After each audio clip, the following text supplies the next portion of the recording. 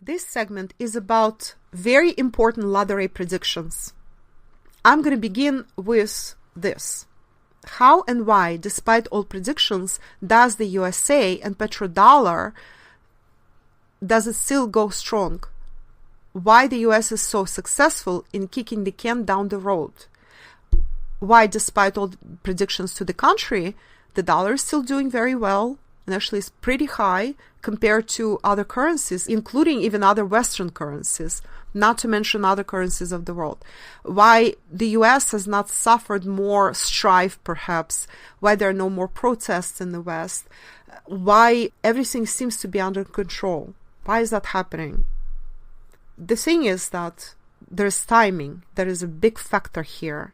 I will be discussing how the system of Earth periods works and how the period date works and why there is a seeming delay in the USA collapse that was predicted in my fourth webinar, third in this series. So stay tuned for that. And if you haven't subscribed to it, go ahead and purchase it. It's only $39. This will give you tremendous new understanding and a new dimensional understanding of what is happening. In this webinar, I will tell you this. The USA and petrodollar are not supposed to collapse yet. There are multiple reasons for that. In my predictions, we will go through them one by one. What is happening? This is a delay. That's number one. There will be no collapse. Oh, collapse will not happen. No, this is not how it's going to be. This is a delay. Why it's a delay?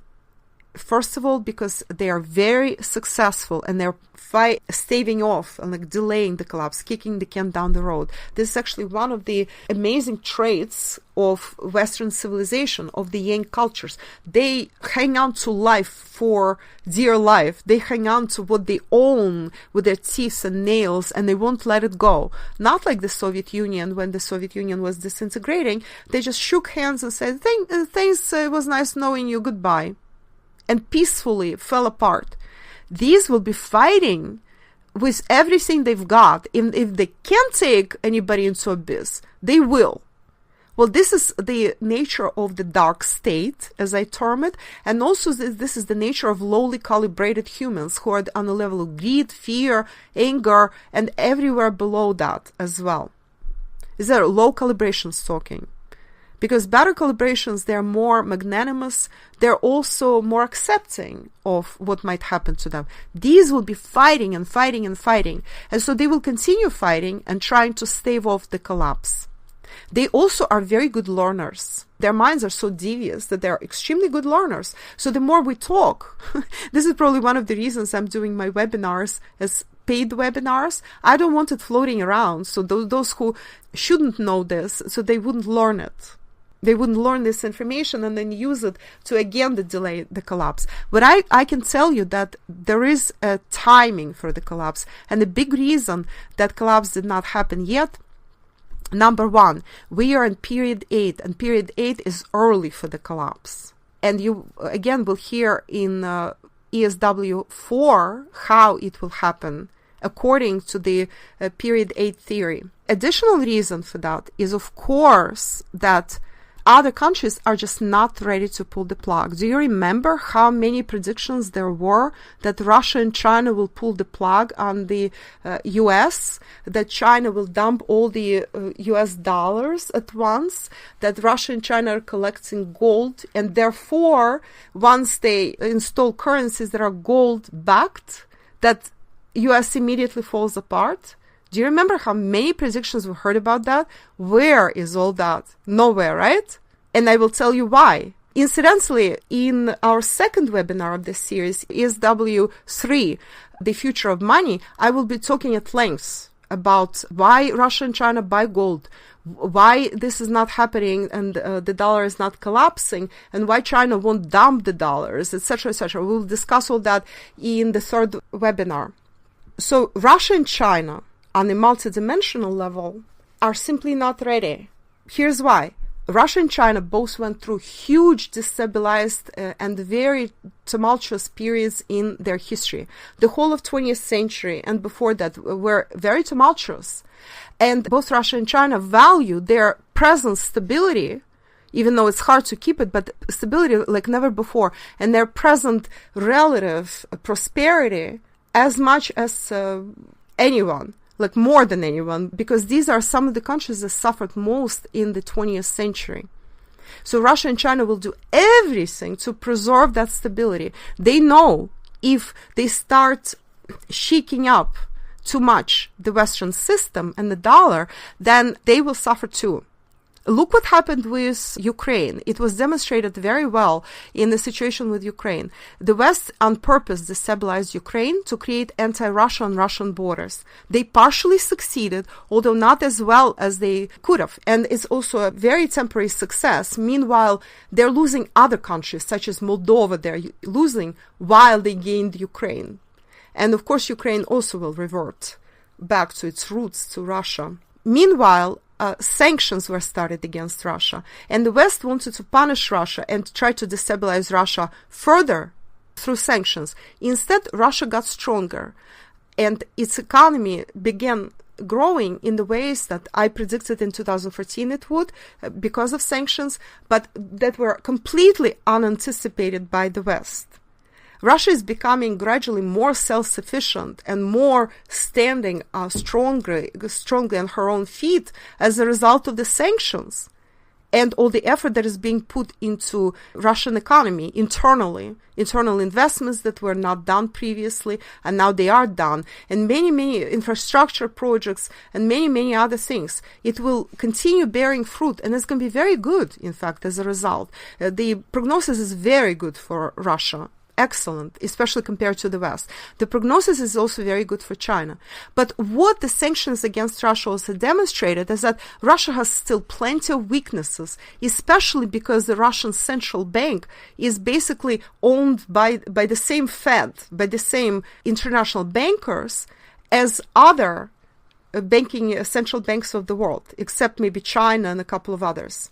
And even China is influenced by that. So Russia, if they start moving faster, will become even more vulnerable. If Russian currency can be dropped by 70% practically overnight through the attack from the West, well, just imagine what happens if Russia and China start really shaking up the global currencies and restructuring the system in the revolutionary manner as fast as possible. This is why they're going as slowly as possible. And as I said, Russia and China, their prognosis for the future is very good, although no one, absolutely no one, will be immune from the turmoils that go with the Great Earth Shift, which we are going through right now, and it's gradual. So everybody tries to cushion the blows, and I mean every country tries to do that. And of course, the most powerful countries, such as US, Russia, China, well, EU as a conglomerate of countries, Germany, incidentally, UK, they have more resources to cushion the blow. That's why it seems like everything is moving so super slowly, like 2 steps forward, 1.5 steps back, 2 steps forward, 1.5 steps back. And that's how it will continue being for the foreseeable future. This will be going into, it's enough for our lifetime, in other words. Just wait until we get to period 9. That will be a separate webinar and separate book of mine sometime in the future. And I will be doing predictions for period 9. You will see more turmoil in many places than you're seeing now. I'm just giving you a glimpse of what will happen. So overall, Russia and China and some other countries' prognosis is good, but every country will be going through their own turmoil, very different. It could be similar or different from other countries. And what the turmoil in each country will be based on, where the weaknesses are located in each specific culture, in each specific country. All weaknesses are getting exposed right now. Everything that is not secured, not tied well, right, like in a storm, will be blown away, will just wash away into the sea. But new structures will be emerging as humans, and I'm talking about all humans in all countries, learn their lessons, learn what is not working, and they will be trying to secure and redo and remold. And Russia and China actually doing very well looking into the future. They're building structures that will be much better equipped for the future. And they're not the only countries. There are some other countries that are trying to do that, but definitely Russia and China are the leaders in that. India is slowly also gaining momentum, but as you will see in the future, I'll be talking about it, India's time will come later. That's going to be discussed in my future books and in my future webinars. But what will be happening in the West meanwhile? See, while Russia and China are actually with a lot of mistakes, with a lot of sabotage and stops and problems and confusions, but they're still building the future structures of the world that is the new world, not new world order. It is a new world. It is the world that will emerge as a result of the Earth shift. Meanwhile, the West actually on its way to destruction, because they're hanging on to the old structures that are not working anymore, and they are adapting to the new environment little by little. They're very good at adaptation. There's like a reptilian feature in the West, very dominant reptilian feature in the West, I should say. But they are adapting somewhat, and some of them are getting it somewhat that they should also go and side with Russia and China, except with the old elites in the West. I'm sorry, not except, but instead of the old elites in the West. But the majority of them are hanging on to the past. And that's their downfall. And again, the reason everything is so slow is because Russia and China are not ready and willing to do a revolutionary and drastic change. They want to do it slowly, little tiny steps, so that not to destabilize their own countries. And this is the salvation of the West so far. This is why the West is collapsing a lot slower. Then so many people like Orlov's reinventing collapse and others have predicted. So while the USSR, let me just tell you how the inverted collapse will work and compare it to the USSR. Well, the USSR collapse was very fast. It just literally happened overnight and nobody anticipated it. Of course, it was in preparation if people were paying attention, since 1985, Gorbachev comes to power. He basically is a demolition crew. He starts preparing the collapse. Then Yeltsin comes to power, and this power struggle within the Soviet Union, within the upper echelons, Yeltsin against Gorbachev and others, and Yeltsin wins, and the USSR, on a handshake, parts ways. All these republics start functioning on their own. And people did not understand what was happening for several more years. Then people's savings started going down to zero. Ruble, the highest point of collapse, was over 600 rubles to a dollar. Right now, just to compare, it's somewhere in the 50s or 60s, like 55, 65 to a dollar. And just recently, before the Ukrainian events started, which caused the collapse of the ruble, together with the attack on the ruble by Soros and international banksters. Before that, ruble was about 28, 29, 30 to 33, between 28 and 33 to a dollar. So that's where we're standing right now, about 55 to 70 to a dollar. But imagine, in mid-90s, at one point it was over 600 to a dollar. The currency completely collapsed. And then it started rectifying itself. But at the time, that was the demolition, a very brutal demolition. And I still disagree with how it was handled. I thought it was handled unnecessarily cruelly, absolutely unnecessarily. And a lot of Russians are very resentful towards Yeltsin and Gorbachev for what they did. And of course, a lot of Russians are very grateful to Putin for reversing that. So when Putin came in, his incarnation, his mission on the planet, together with his team, is to put the Great Balancer back on her feet, to make Russia stronger, and to keep peace, to prevent World War III. This is what Putin and his team are here for.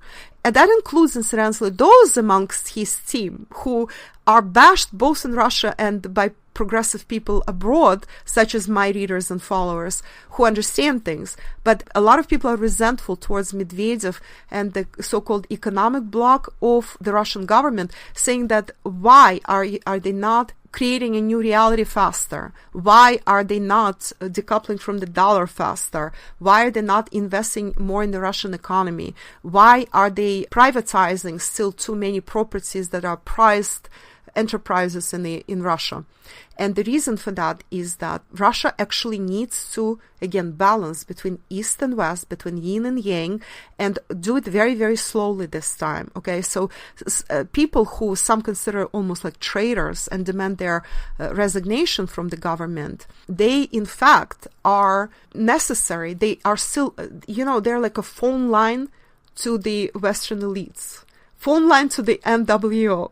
So they can talk to that side, which is a lot harder for Putin. See, if Putin didn't have such people who somehow, arguably, can give a message to that side, then it would be even harder to communicate. And when there is no communication between countries, wars begin. So communication between the USSR and USA was actually much better than now between Russia and USA, even at the very height of the Cold War. Imagine that.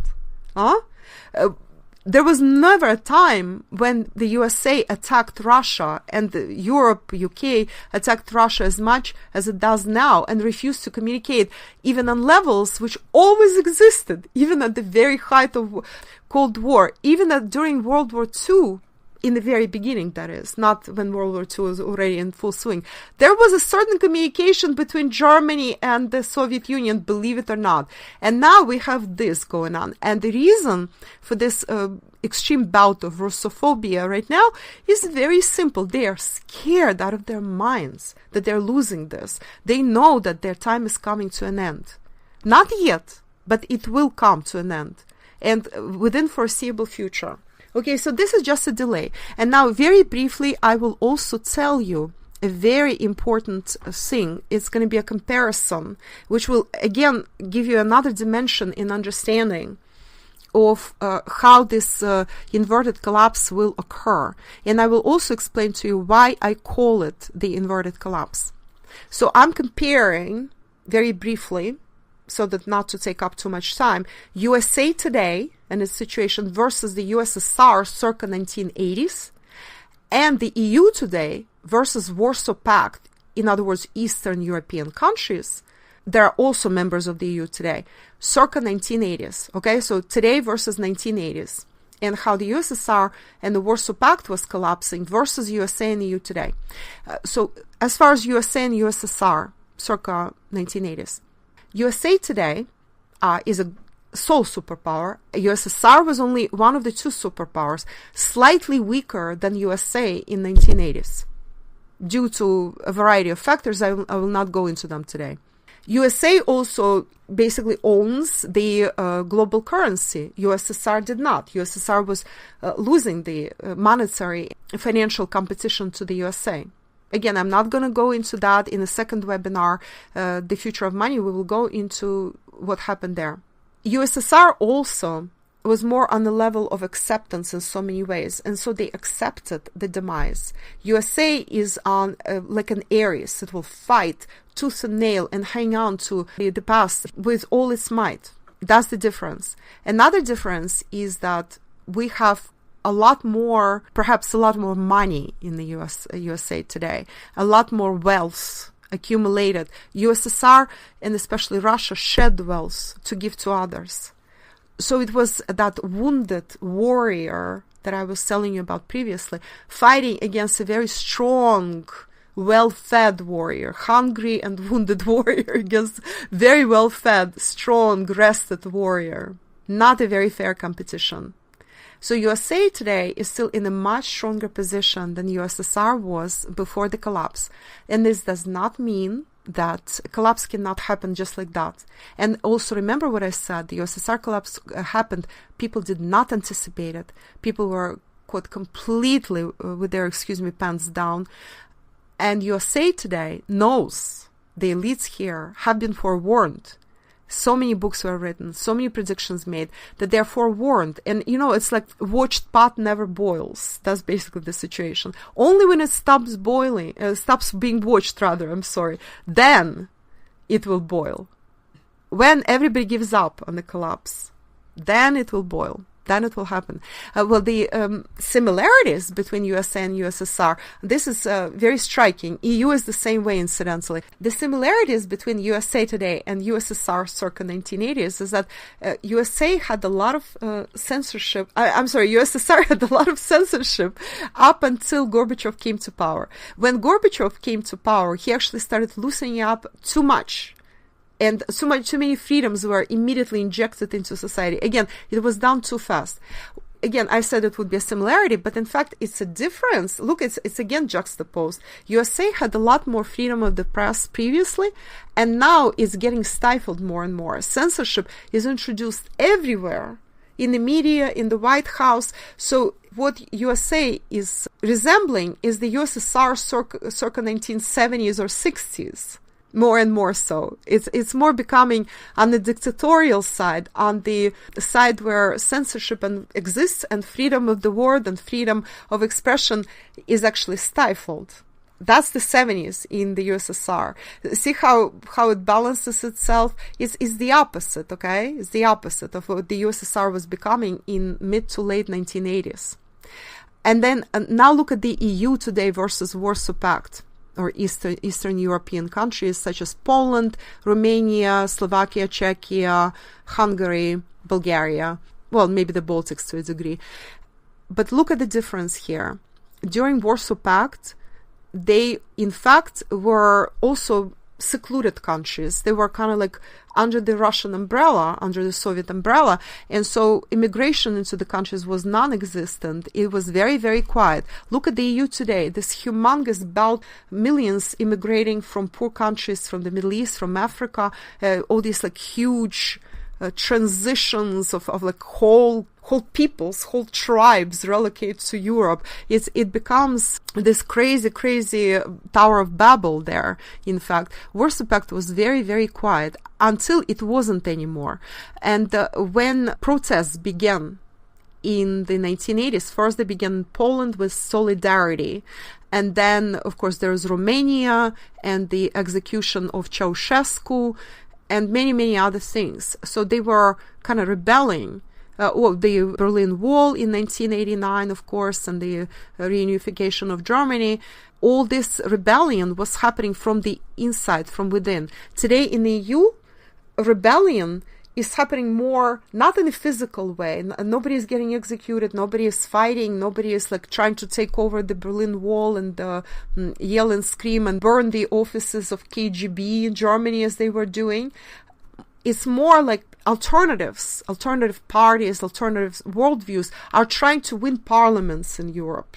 So it's a parliamentary struggle. And who is violent is the terrorists that emigrate into Europe from together with the general immigration, together with the populations that are moving by millions into Europe. And so it's terrorism we're talking about. And in addition to that, those forces that actually want to keep the old status quo. For example, in the US, we had all this violence against the supporters of Trump. It was not the Trump supporters that were violent, even though they are portrayed as violent, and Trump is portrayed as a Nazi and violent. Same in France, for example. Marine Le Pen and her offices were attacked. Her supporters were attacked. Her people never attacked anybody. She, in fact, has been talking about protection of France and its culture against terrorism and influences that are not desirable, perhaps, for the culture of France, to preserve it. So we have the absolute opposite here. And also, what is important, both USA and EU versus the USSR and Warsaw Pact in the 80s and partially in the 90s. USA and EU are coming from the high point when they were physically, materially, the richest cultures in the world, and they're coming down, they're in decline, so they're becoming less rich very, very gradually. Some may not even notice it and may even argue with me and say, well, but why? USA is still great, this country or that country are still doing great. Yes, so far. But they're coming down to earth slightly. They've gone too far. They cannot stay up there when the rest of the world is suffering. People won't have this anymore. Everybody wants a piece of the pie. That's why millions of immigrants from Africa and the Middle East are moving into Europe. They want a piece of the pie too. Why are Europeans having all this and we don't? That's why Mexicans are immigrating into the US. They also want a little bit of a piece of a pie. Why are they deprived? People judge it this way. I mean, we want a little bit too. They were exploiting us for centuries. They were making colonies out of us, sucking us out dry. Now it's our turn. We want some too. Well, with that, the terrorism also moves into Europe. So, well, same happens in Russia, incidentally. So, to a lesser degree, but tons is happening of that in Russia. FSB is announcing practically every day that they're detaining some kind of wannabe terrorists, ISIS recruiters, various cells, sleeper cells from Central Asia, which are Muslim, from Caucasus, also Muslim, and from Ukraine, which are Ukro-Nazi, of course. So it's happening all over, and this is a typical period-age situation. So we see differences and similarities here. USSR in the 1980s and Warsaw Pact, those countries were underachievers as far as financial wealth and material wealth goes, and they wanted more of that as well. That's why they were moving in the opposite directions. Russia wanted to become more wealthy on the physical level. So when the dissolution of the Soviet Union was occurring, that was because Russians said, wait a minute, we want to keep more of what we are making, what we're earning, enough feeding all those deadbeats. Of course, for the great balancer, that's a bit of a problem, which we are seeing right now. But the true strength of Russia comes from within. So Russia has to regroup and stand strongly on her feet in order to actually create a multipolar world. So the world begins working itself on rebalancing more equitably, more automatically. So Russia stops sacrificing, and Russians stop sacrificing all the time to keep the world spinning. And the Eastern European countries were the same way. Well, we want to live like Western Europeans. That's why we want to join the EU, etc., etc. So they were on the rise as far as material wealth and financial wealth goes in those days when the collapse of the USSR was happening. USA today, and that's a crucial thing to understand, and EU today are on the way down. Gradually, not abruptly like it happened to the USSR. People had savings in the bank, bada boom, suddenly they don't have any because it went to nothing. Same with Eastern Europeans. That, turmoil start happening, everything is collapsing around them. And then suddenly they are quickly accepted into the EU, and the EU starts pumping in a lot of money into them, subsidizing them to keep them in the EU so that they don't run away back to Russia or something like that. USA and the EU today have to shed wealth more and more in different ways, and they will continue shedding wealth. We will discuss more about wealth in the next webinar, incidentally. Now you understand why I call it inverted collapse. Not reinventing collapse. I used to call it mirrored collapse because it's like the mirror image, except right is left and left is right. But inverted collapse seems even better for me. So this collapse, characteristics of this collapse, as opposed to the USSR collapse. USSR collapse was very fast. This collapse is very slow. Super slow. It's the boiling frog collapse, in other words, and it will continue being very slow. It will expedite itself later in period 9, and I will give you the dates later. And so now we also know why the dollar hasn't collapsed yet, why the gurus and experts' predictions were so wrong, and why the US is not experiencing more strife than predicted. US is still super isolated from everybody. It's really like an island. And as long as the border is secured with Canada and secured enough with Mexico, US is still on an island. But other things will be happening. Basically, what is happening in the US, just like the USSR, this is an interesting similarity. Just like the USSR collapsed last and stopped being socialist last out of all the socialist countries in Europe, same will happen in the US. Europe will go through the collapse first, and we're already seeing it with all these migration problems, with the EU on the verge of disintegration, incidentally.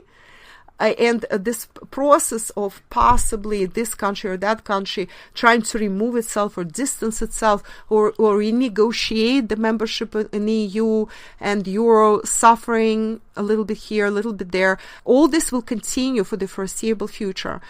It will expedite in several years' time. And the USA, what is happening with the USA, they will be able to keep it together just like the USSR did. Kept it together the longest because this is the headquarters of the West. USA has a lot more power to keep everything in order. So it will be the longest of all. It will go last. But once USA's supports, those supports that USA leans on, such as the EU, the biggest support, start giving way, the USA will also start slowly heading like faster and faster towards the collapse. It's like an avalanche moving down the mountain. At first it's slow and small, and then more and more snow is acquired, and it speeds up and speeds up until it's a humongous avalanche that shaking everything and just like destroying everything in its path. That's how it should be going. We're still in the relatively slow phases, and it's also forces that are behind the dark state, the deep state. They are trying to delay it. They're trying to put stops in the way of this avalanche. They're succeeding so far because they're allowed to succeed by Russia and China. And I will also give you the timeline now, and this is the crux of this webinar and of the understanding. I keep mentioning period 8. And I will talk about it at length in our webinar 4. However, I'll give you the timeline from the point of view of multidimensional universe and the Great Earth Shift in this webinar. So, ready? This is very important. Okay. For the rest of this decade, US will slowly continue experiencing certain problems on and off. Incidentally, as I predicted in the Trump webinar, I do not see Trump for very long in the White House. And I actually had a lot of trouble seeing him in the White House to begin with. And we see now why his wife and child refused to move to the White House altogether. And he's hardly there. Trump may be in office for 2-3 years, or he might, if they allow him to, if the dark state judges that it's easier to let him finish his term, he might stay until the end of the term. I do not see under any circumstances him re-elected for the second term. That's not going to happen. A similar situation is developing in Europe, where those who used to enjoy, presidents of countries that used to enjoy 2 terms, as a matter of course, such as in France, they will not be able to stay for a second term. And Macron is one such example. He is not going to survive for the second term because people are constantly will be dissatisfied with powers that be. And so they will try to do this and that and re-elect somebody else. So for the last years of this decade, which is 4 years left, we will continue seeing the sluggish collapse. Same for the EU. EU will be teetering this way and that way and struggling and trying to keep everything balanced. By 2018, possibly 2019, into 2020, we will start seeing certain indications. It will be visible already to the naked eye that collapse is somehow underway. And US might start experiencing by 2018 certain turmoils. EU is already going through turmoils, and they will accelerate by 2018 in Europe. So mark this date, 2018, and watch that year and what happens around 2018. A lot of changes will be occurring in 2018 and into 2019 all over the world. Incidentally, there will be changes, big changes in Russia and in Ukraine and in many, many countries. That implies the entire world, in fact. So this will be deepening slowly towards the end of this decade. Mark 2018 and 2019. Then we have 2020 and 2021. And around 2021, or maybe 2022, we should be seeing the acceleration of the collapse. And I also want to tell you that in the Future of the Money webinar, I will also be discussing additional predictions for how the dollar and other currencies will be faring and how I see the dollar and when I see the dollar collapsing. So by 2021-22, mark these dates too. These are like another bookend date for this collapse. There should be serious events happening. there might be civil wars in certain countries. They may be prevented. Incidentally, for the rest of this decade, we will see, sorry to say that, a lot of continuing terrorist acts everywhere, especially in the West, but everywhere around the world. And at length, I will be discussing that in the third webinar of this series, webinar 4, period date predictions. But mark all these dates. So going forward, don't be surprised that there is acceleration of the terrorist acts and various adverse acts, and mostly terrorist acts, not so much wars. There will be a saber rattling and possibly even a few local wars here and there, but wars are dicey. There could be a lot of diplomatic relations suddenly severed, unaffected. Look what happened to Qatar just a few days ago. Saudi Arabia and a bunch of other countries severed all relations with Qatar suddenly, out of the blue, and blockaded Qatar too. Say Saudi Arabia is the only roads Qatar has out of the country except the sea routes. And they use Saudi Arabia as a matter of course for a lot of transports. And suddenly Saudi Arabia blocks the entire border. That resembles this conflict between Russia and the Ukraine a lot, except in this case, Saudi Arabia, the big country, is acting as a bully, whereas in the case between Russia and Ukraine is acting as a bully and this like unreasonable creep, while Russia is trying to be reasonable and somehow pacify all the forces. But Ukraine is about to institute the visa regime with Russia too. Okay, so we have all that going on. Well, the real reason for why Qatar was blockaded, and is because Saudi Arabia and all the rest of the Middle Eastern countries want to scapegoat Qatar as the terrorist state. Right. And so that when the U.S. starts collapsing, they can blame Qatar as the co-conspirator with the U.S. for creating terrorism. They're not wrong. Yeah, they're not wrong because Qatar is really behind Syrian, Libyan terrorism. This is the case of pot calling the kettle black, or is that the right expression? Yes. And Saudi Arabia, even though they're rivals with Qatar, they are constantly at loggerheads. But in fact, they're one and the same. Qatar being a tiny country with a lot of oil, gas, and helium, which is helium, I believe, extremely valuable, precious commodity. And Saudi Arabia is a large country with small population and also a lot of wealth and oil and etc. Saudi Arabia wants to absorb Qatar. And Qatar started playing like nice with Iran suddenly. Not done. And in addition to that, Qatar was disrespectful to Trump. So all this comes together. Yeah, sure. They want to scapegoat Qatar. And I think Russia somehow helped a little bit. Even though Russians saying, who, us? No. But in fact, there was something. And Russians have their own really big score to settle with Qatar.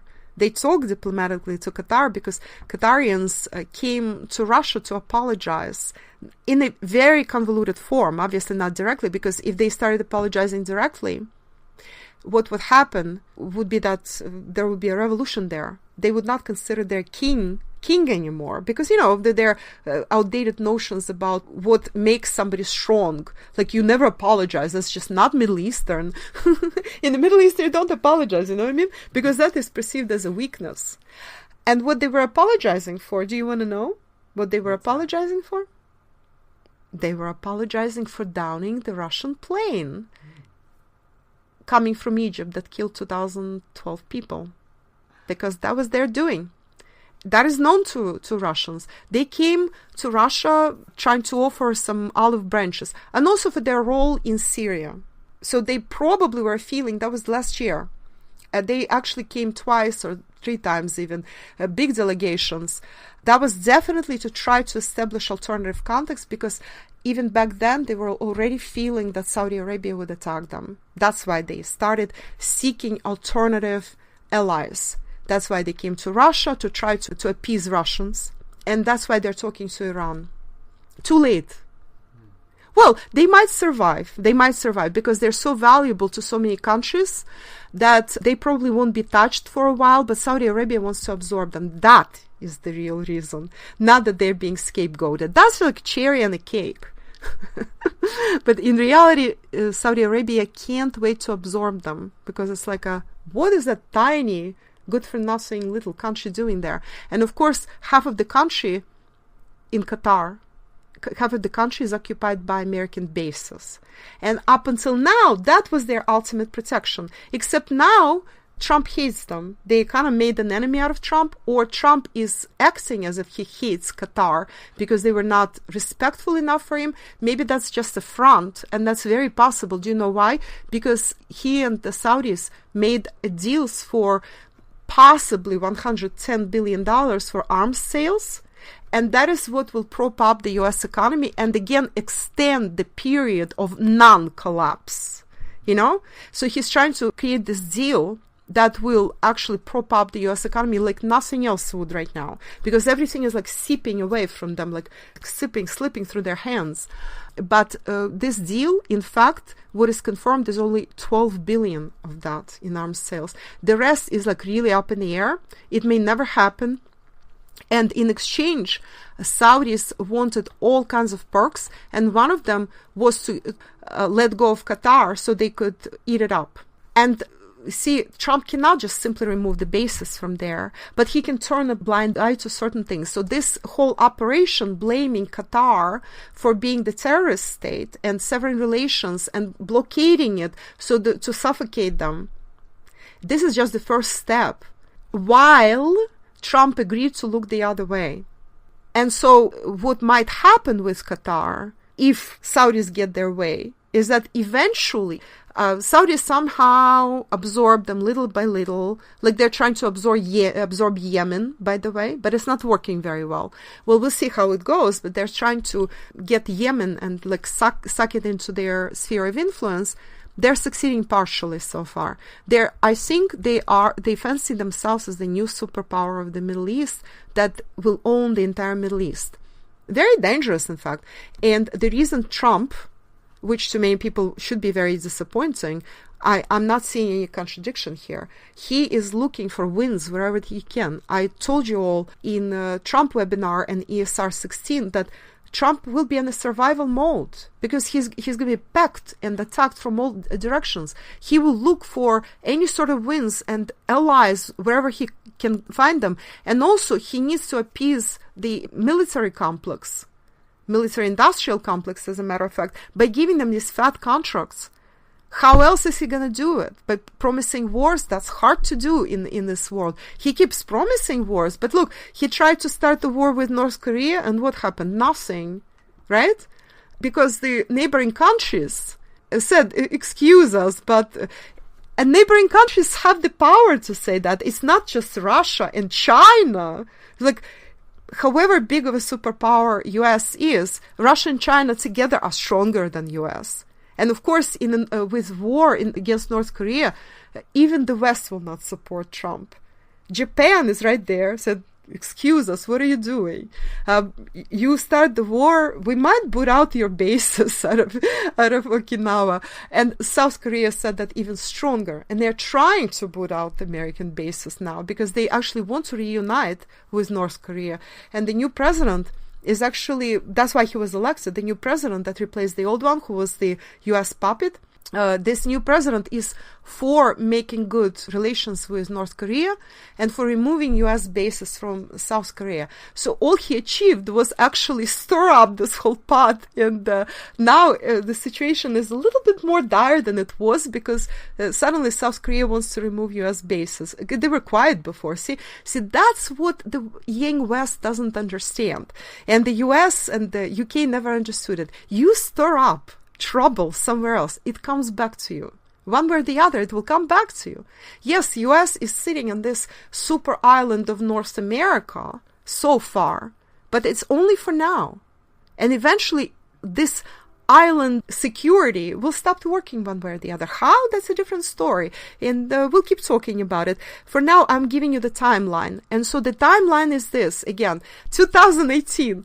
Watch for that date, for that year. And see what happens into 2019, of course. And then 2020, will be like an intermediate year. This will keep developing into 2021. Come 2021 or 2022, there will be explosions. And by explosions, I mean a lot of protests, riots, possibly civil war for secession in the US or secession from the EU. Some countries will be seceding from the EU. There will be more terrorist acts throughout this entire period from now on. And then we are entering the realm of the period 9. Period 8 officially ends in the end of 2023 and the very beginning of 2024. And then we're entering the period 9 realm. And I will give you a lot more predictions from the period's point of view, which will give you another tremendous, interesting dimension to bite into and to chew on and to really, really understand multidimensionally what's happening. So this is my main webinar for today. I wanted to tell you all this. I think that I covered everything. What do you think, Aus? Oh, absolutely. Yeah? Do you have any questions? No, you covered everything. Oh, okay. I also want to mention this, that some of the people's questions have been covered as part of the main webinar, and you will recognize those who asked those questions. You will recognize my answers from the main body of this webinar. A very important question that was asked by several people, what is the Earthshift theory? What is the Great Balancer theory? What is the 3D yin-yang world? All that was answered in my Earthshift primer. So we took care of several questions there. There are only several questions left unanswered from readers who asked the questions outside of the immediate scope of this webinar, but I still want to answer some of them. And some others will be answered during other webinars because they belong with webinar 3 and 4 more than webinar 2. So I will have a separate recording for the few questions that still remain unanswered. So please tune in a few days into this page and you will see those answers posted as well as MP4 and MP3. Thank you very much for listening. This is the end of the main webinar.